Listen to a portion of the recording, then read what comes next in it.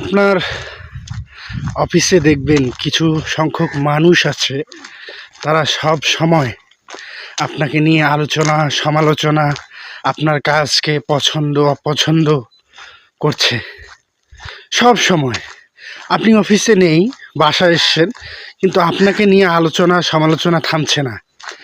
অফিসে আপনাকে নিয়ে আলোচনা সমালোচনা করছেই রীতিমতো, এটা তাদের ডেইলি রুটিন। কিন্তু এই দিকে আপনার তাকানো যাবে না, কে কি বলল সেই দিকে নিয়ে আপনার চিন্তা করা যাবে না, কারণ আপনি আপনার দায়িত্ব পালনটা সঠিকভাবে করেন। অফিস অবশ্যই আপনাকে মূল্যায়নটা দিবে। একটা সময়ে অফিস বুঝে যাবে যে আপনি অফিসের জন্যই এত কিছু করছেন। সো সেই জায়গা থেকে নিজের দায়িত্বটা কর্তব্যটা সবসময় পালন করবেন। নিজের আদর্শ নিয়ে থাকবেন, নিজের সততা নিয়ে থাকবেন।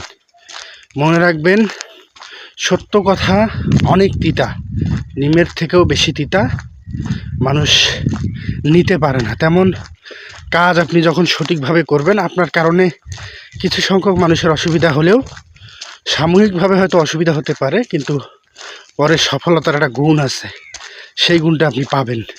আপনি অনেকভাবে হ্যারাসমেন্ট হইতে পারেন, আপনাকে অনেকভাবে হ্যারাসমেন্ট করাইতে পারে, হ্যাঁ, কিন্তু এতে ব্যথিত হওয়ার কিছু নেই। সফল মানুষের শত্রু না থাকলে সে আবার সফল মানুষ হইল কীভাবে? সফল মানুষ হবেন অথচ শত্রু থাকবে না? শত্রু থাকবে। সফল মানুষ হলে শত্রু থাকবে। সো অফিসেও আপনার ওরকম ছোটোখাটো শত্রু থাকবে। ইনশাল্লাহ ভয় পাবেন না, সব সময় আল্লাহ তাআলাকে ভয় করবেন, নবী রাসূলকে মানবেন, দ্বীনের পথে চলবেন, সমাজের উন্নয়নমূলক কাজে নিজেকে যোগদান করার চেষ্টা করবেন, মানুষের পাশে দাঁড়ানোর চেষ্টা করবেন, অসহায় মানুষের কষ্ট বোঝার চেষ্টা করবেন, যারা নিম্নবিত্ত আছে তাদের আর্তনাদ বোঝার চেষ্টা করবেন।